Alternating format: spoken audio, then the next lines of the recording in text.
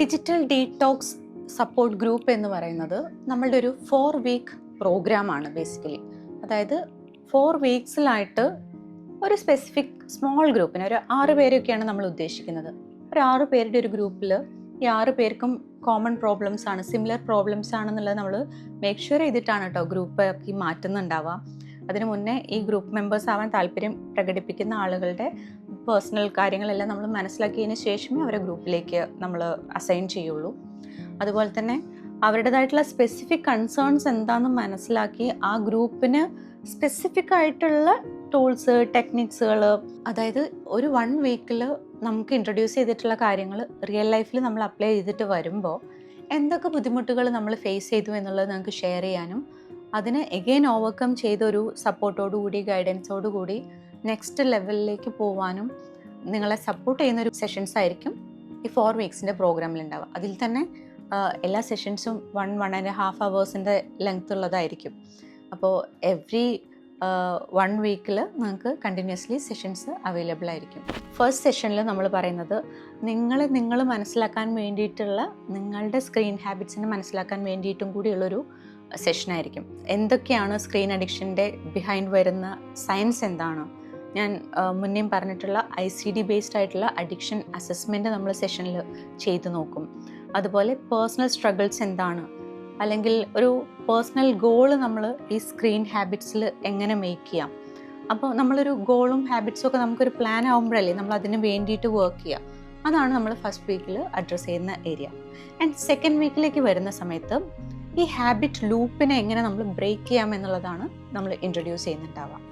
അപ്പോൾ അതിനകത്ത് സ്ക്രീൻ ഹാബിറ്റ്സുകൾ എങ്ങനെയാണ് ഫോം ചെയ്തിട്ടുള്ളത്, അതിനകത്ത് വരുന്ന emotional, physical and social triggers എന്തൊക്കെയാണെന്നുള്ളത് നമുക്ക് ലേൺ ചെയ്യാൻ പറ്റും. അതുപോലെ തന്നെ ഈ ബിഹേവിയർ ചെയിൻ ഓരോ ആളുകൾക്കും, ഇപ്പോൾ ഈ പറയുന്ന 6 ആളുകൾക്കും ഡിഫറെൻറ്റ് രീതിയിലായിരിക്കാം.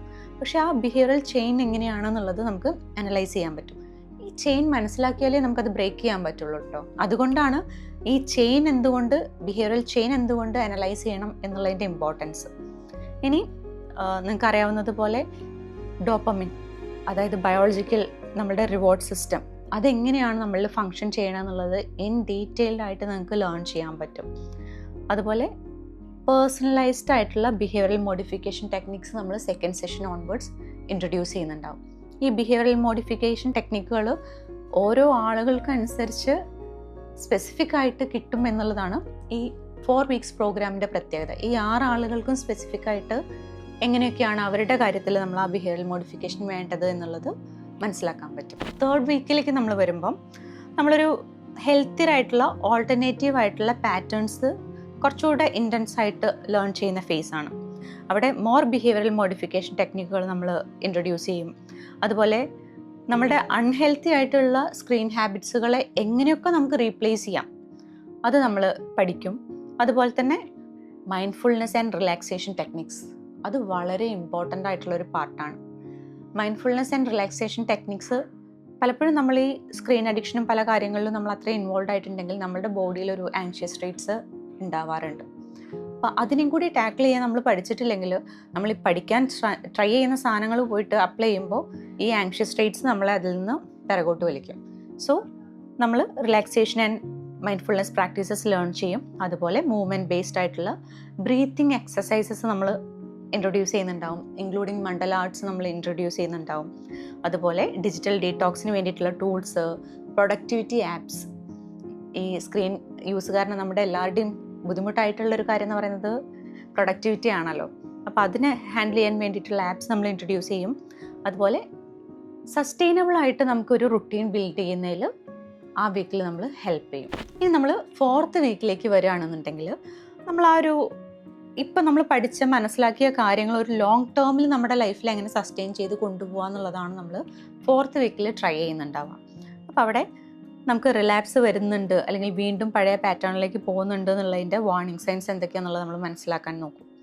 പിന്നെ നമുക്ക് സെറ്റ് ബാക്സ് വരികയാണ്, നമ്മൾ വിചാരിച്ചതുപോലെ ചെയ്യാൻ പറ്റുന്നില്ല എന്നുണ്ടെങ്കിൽ ആ സെറ്റ് ബാക്സിനെ എങ്ങനെ മാനേജ് ചെയ്യണം എന്നുള്ളത് നമ്മൾ ഇൻട്രൊഡ്യൂസ് ചെയ്യും. ഇനി നമുക്കൊരു മോട്ടിവേഷൻ വേണമല്ലോ ഇതെല്ലാം സസ്റ്റെയിൻ ചെയ്ത് പോകാൻ. അവിടെ മോട്ടിവേഷൻ ബിൽഡ് ചെയ്യാനും നമ്മൾ എന്തൊക്കെ ചെയ്യാൻ പറ്റും, ഇങ്ങനെയൊക്കെ മോട്ടിവേഷൻ ബിൽഡ് ചെയ്യാം എന്നുള്ളത് ഇൻട്രൊഡ്യൂസ് ചെയ്യും. അതുപോലെ പേഴ്സണലൈസ്ഡ് ആയിട്ടുള്ള ഓരോ ആളുകളുടെയും പാറ്റേൺ അനുസരിച്ച് ഓരോ ആളുകൾക്കും റിലാപ്സ് വരാനുള്ള സാധ്യതകളും സാഹചര്യങ്ങളും ഡിഫറെൻ്റ് ആവാം. അതെന്താണെന്നുള്ളത് മനസ്സിലാക്കി കൊടുത്ത് പേഴ്സണലൈസ്ഡ് ആയിട്ടുള്ള പ്രിവെൻഷൻ പ്ലാൻ നമ്മൾ മേക്ക് ചെയ്യും.